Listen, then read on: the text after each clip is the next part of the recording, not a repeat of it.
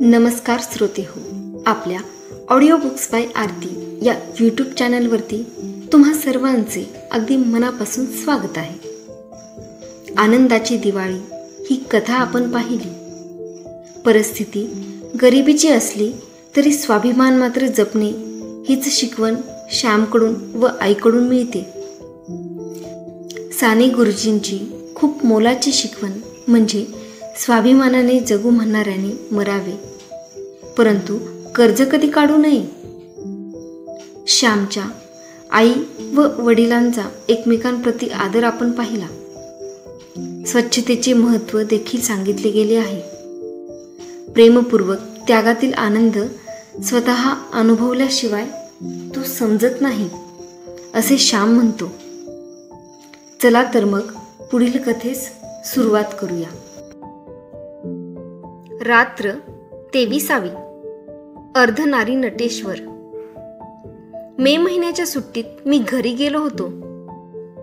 इंग्रजी 4थीत मी गेलो होतो. मी घरी गेलो म्हणजे आईला आधार वाटे, कारण ती नेहमी आजारी असे.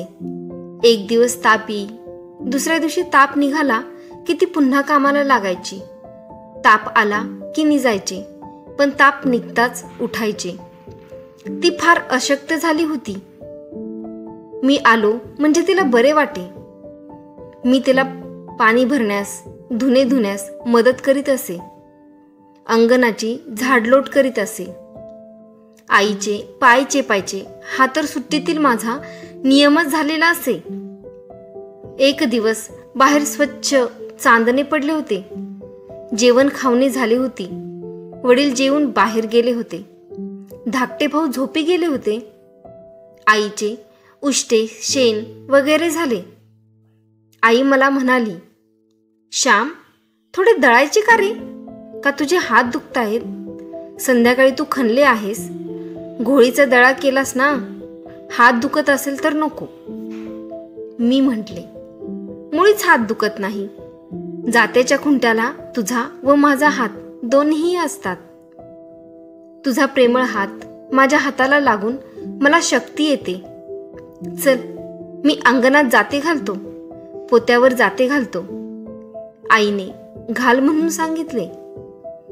मी अंगणात जाते घातले. आईने दळण आणले. दुसऱ्या दिवशी आंबोळ्या करावयाच्या होत्या.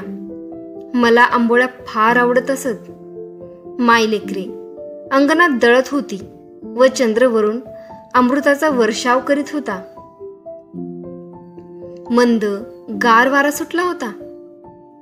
आई ओव्या म्हणत होती व ओव्यात श्याम बाळ असे माझे नाव गुंफीत होती. मला आनंद वाटत होता. दळण्याचे काम मला लहानपणापासून आवडते, कारण त्यामुळे आईची सेवा करता येत असे. आई बरोबर दळीत असताना मी जात्यात वैरण घालावयासही शिकलो होतो. आम्ही दळीत होतो. दळणाचा आवाज ऐकून शेजारच्या जानकी वहिनी आल्या. बाई, हे काय, श्याम का दळतो आहे? आज रात्री एकट्या कशा दळीत बसलात म्हणून पाहायला आले. श्याम, हे रे काय, तू इंग्रजीनं शिकतोस? जानकी वहिनी मला म्हणाल्या. मी आईला विचारले, आई, दळायला हात लावला म्हणून काय झाले? आई म्हणाली, श्याम, अरे जानकीबाई थट्टा करतात हो तुझी. त्यांचे तुझ्यावर प्रेम आहे म्हणून पाहावयाला आल्या. अरे, काम करणाराला का कोणी नावे ठेवतील? आणि आईला मदत करण्यात तरी कसली कोणाची लाज? आईला मदत करायला हसेल तो रानटीच समजला पाहिजे. तुझ्या भक्ती विजयात जनाबाई बरोबर प्रत्यक्ष पांडुरंग नव्हता का दळायला लागत? हो, खरेच आहे, पण खरे असेल का ग ते? देव कबीराचे शेले विणू लागे, जनाबाईचे दळण दळू लागे, धुनी धुवू लागे. नामदेवांच्या पाठीमागे उभा राहून कीर्तनात टाळ वाजवी, नाचे, खरे का ग हे सारे? असे मी विचारले. बसाना जानकीबाई, अशा उभ्या का? असे जानकीबाईस विनवून आई मला म्हणाली. श्याम, अरे खरंच असेल ते. देवावर ज्यांची श्रद्धा असते व त्याचे स्मरण ठेवून जे काम करतात त्यांना देव मदत करतो. तू मला मदत करीत आहेस ती देवानेच पाठवली. मे महिना आला की देव मला मदत करण्यासाठी तुझ्या रूपाने जणू येतो. अनेकांच्या रूपाने मदत करावयास देव उभा राहतो. कधी श्यामच्या रूपाने, कधी जानकीबाईच्या रूपाने. आई, मला भेटेल का ग देव? मी एकदम विचारले. पुण्यवंताला भेटतो. पुष्कळ पुण्य करावे, सर्वांच्या उपयोगी पडावे, म्हणजे देव भेटतो, आई म्हणाली. जानकीबाईंनी मला म्हणाल्या, श्याम, का बुवा वगैरे व्हायची आहे की काय? मग शिकतो आहेस कशासाठी? इंग्रजी शिकून चांगली मोठी नोकरी कर, आईला नोकरीवर ने. मी म्हटले, मला साधू व्हावेसे वाटते, भक्त व्हावेसे वाटते. आई ओम नमो भगवते वासुदेवाय हा मंत्र जपत ध्रुव बसला होता. मी बसलो तर मला भेटेल का ग देव? आई म्हणाली, बाळ, ध्रुवाची पूर्वपुण्याई केवढी थोर, त्याचा निश्चय किती अभंग. बाप राज्य द्यावयास लागला तरी तो माघारी फिरला नाही.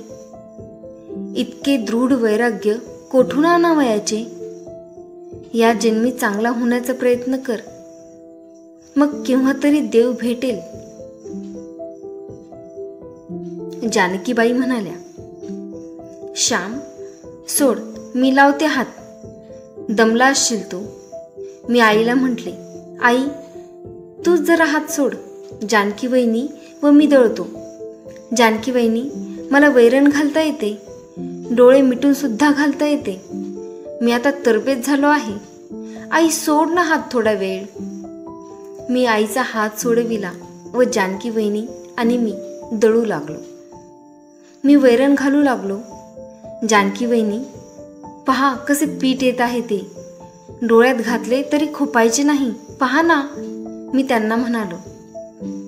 जानकीबाईंनी आईला म्हणाल्या, बाई, श्यामला तुम्ही अगदी बायकोच करून टाकलेत. आई म्हणाली, माझ्या घरात कोण आहे मदत करावयास? अजून सून थोडीच आली आहे घरात.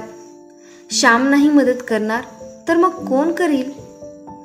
जानकीबाई, बायकांना कधी कधी पुरुषांची कामे करावी लागतात. त्यांना कमीपणा थोडाच आहे. श्याम मला डाळ तांदूळ निवडायला लागतो, धुनी धुवायला लागतो, भांडी विसळायला, सर्व कामात मदत करतो.